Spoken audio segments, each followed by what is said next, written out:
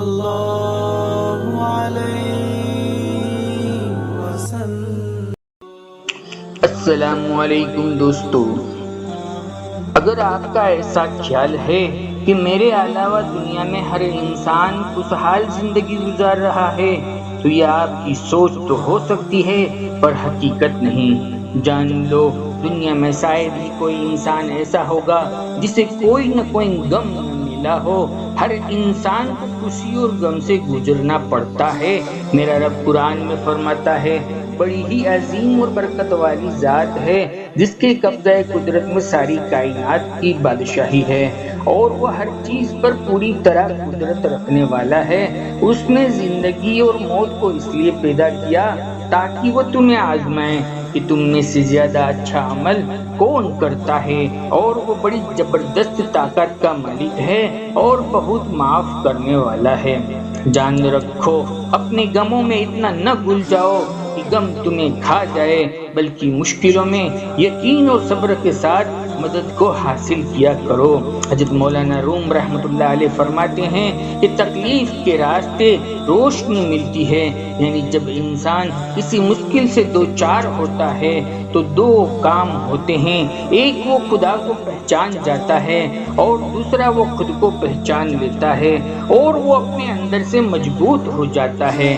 جان لو اگر آپ ایک مشکل وقت سے گزر رہے ہیں اور آپ کو تلاش ہے ان نشانیوں کی اور علامات کی جن کے وجود میں آتے ہی آپ کے لیے رحمتوں کے در کھلنے لگتے ہیں، تو سنو، میرا رب قرآن میں فرماتا ہے، ہر تنگی کے ساتھ ایک آسانی ہے۔ اس کا مطلب یہ ہوا کہ جب ہم مشکل حالات سے گزرتے ہیں نا، ہمیں یاد بھی رکھنا چاہیے کہ ہر مسئلے کا کوئی نہ کوئی حل موجود ہوتا ہے، چاہے وہ حل اور ذریعہ ابھی نظر نہ آ رہا ہو، لیکن عنقریب کوئی نہ کوئی سبب اور آسانی ضرور نظر آ ہی جائے گی۔ یہ آسانی اور ذریعے کا مل جانا ہی اس بات کی علامت ہے کہ اب عنقریب تمہارا رب تمہیں کامیابی کے راستے دکھانے والا ہے۔ جان لو یہ جو ہم کہتے ہیں نا کہ زخموں کے نشان نہیں جاتے، تو دراصل بات یہ ہے کہ ہمیں یہ نشان جانے ہی نہیں دینا چاہتے۔ ہمارا سب سے پسندیدہ کام اپنے غموں اور ناکامیوں کو سینے سے لگا کر سہلانے کا ہے۔ ہم ان پر آہیں بھرتے ہیں، انہیں یاد کرتے ہیں، ہم کیوں، کیا، کیسے کرتے رہتے ہیں۔ اگر ایسا ہو جاتا، اگر ویسا ہو جاتا۔ کسی نے کیا خوب کہا کہ خواب دیکھنے والوں کی کبھی ہار نہیں ہوتی اور محنت کرنے والوں کی کبھی جیت ادھوری نہیں رہتی۔ اگر آپ بڑے بڑے خواب دیکھتے ہیں نا اور انہیں پورا کرنے کے لیے کڑی محنت بھی کرتے ہیں نا، تو آپ کے راستے میں آنے والی مشکلیں آپ کو روک نہیں سکتی۔ بس آپ کو اپنے خوابوں پر بھروسہ رکھنا چاہیے اور اپنے مقصد کی طرف لگاتار محنت کرتے رہنا ہے۔ جان لو تم کو یہ وقت بھلے ہی مشکل لگ رہا ہو، لیکن تمہاری ساری پریشانیوں کا حل بس اس کے ایک کن یعنی حجا کے اندر چھپا ہوا ہے۔ رب کائنات نے سورج کے لیے ضیاء اور چاند کے لیے نور کا ذکر کیا ہے۔ ایسی روشنی جو کسی شے کی اپنی ہو اسے ضیاء کہا جاتا ہے، اور جو روشنی کسی اور سے لی گئی ہو اسے نور کہا جاتا ہے۔ اللہ نے چاند کی منزلیں مقرر کی ہے، یعنی جب وہ اپنی گردش کے ساتھ سورج کی روشنی کا عکس لیتا ہے نا تو وہ گھٹتا اور بڑھتا ہوا نظر آتا ہے، جسے انسان دن، سال، موسم کا حساب لگاتا ہے۔ اللہ نے ہر شے کو حق کے ساتھ پیدا کیا ہے اور ہر چیز میں سمجھ رکھنے والوں کے لیے بڑی نشانیاں ہیں جو ان نشانیوں میں اپنے رب کی موجودگی کا احساس پاتے ہیں۔ میرا رب قرآن میں فرماتا ہے، جس کسی نے بھی خلوص کے ساتھ اللہ کی اطاعت قبول کر لی تو اس کا اجر اس کے رب کے پاس ہے، نہ تو ان کو کوئی خوف ہوگا اور نہ ہی وہ کبھی غمگین ہوگے۔ جان رکھو، جو اپنے رب کے وعدوں پر یقین رکھتا ہے نا، وہ ان کو پکارنا اور ان سے مانگنا کبھی بھی نہیں چھوڑتا، اور جو بے پناہ غم اور تکلیفوں کے بعد بھی اللہ سے مانگنا نہیں چھوڑتے تو پھر اللہ اسے غیب سے مدد کر دیتا ہے۔ یاد رکھے کہ جب اللہ دینے پر آتا ہے تو اتنا دیتا ہے کہ انسان کا دامن تنگ پڑ جاتا ہے، جسے حضرت انس رضی اللہ تعالیٰ عنہ، حضرت عثمان رضی اللہ تعالیٰ عنہ کو بے حساب نواز دیا۔ بس اتنا یقین کر لے کہ وہ دین پر آئے تو نعمتوں کی روانی نہیں رکتی ہے۔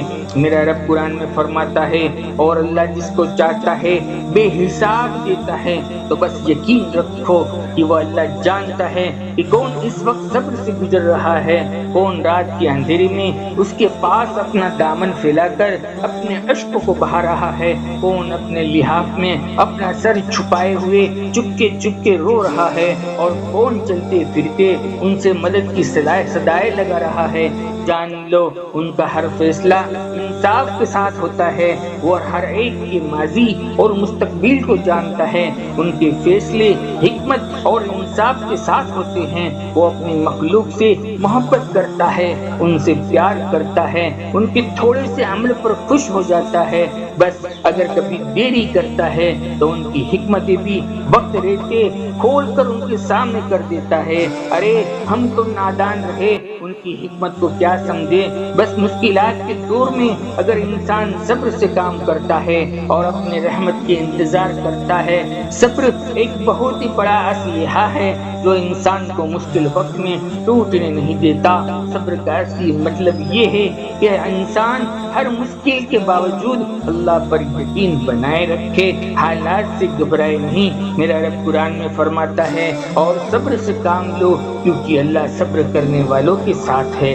جان رکھو صبر صرف انتظار نہیں ہے، بلکہ یہ ایک عبادت بھی ہے، ایک ایسی عبادت جس میں انسان اپنے رب کی مرضی پر خود کو راضی رکھتا ہے اور ہر حال میں شکر ادا کرتا ہے۔ جب انسان مشکلات میں پھنستا ہے نا، تو اس کا یہ صبر ہی ہے جو اسے خدا کی رحمت کے قریب لے جاتا ہے۔ یہ صبر ہی ہوتا ہے جو انسان کو بڑے سے بڑے طوفان میں کھڑا رہنے کی طاقت دیتا ہے، اور صبر کا پھل ہمیشہ اچھا ہی ملتا ہے۔ کیا تمہیں پتا ہے مجھے خدا کی سب سے زیادہ کون سی باتیں حوصلہ دیتی ہے؟ تو سنو، اللہ کے لیے کچھ بھی ناممکن نہیں ہے۔ اللہ کبھی اپنے بندوں کو تنہا نہیں چھوڑتا۔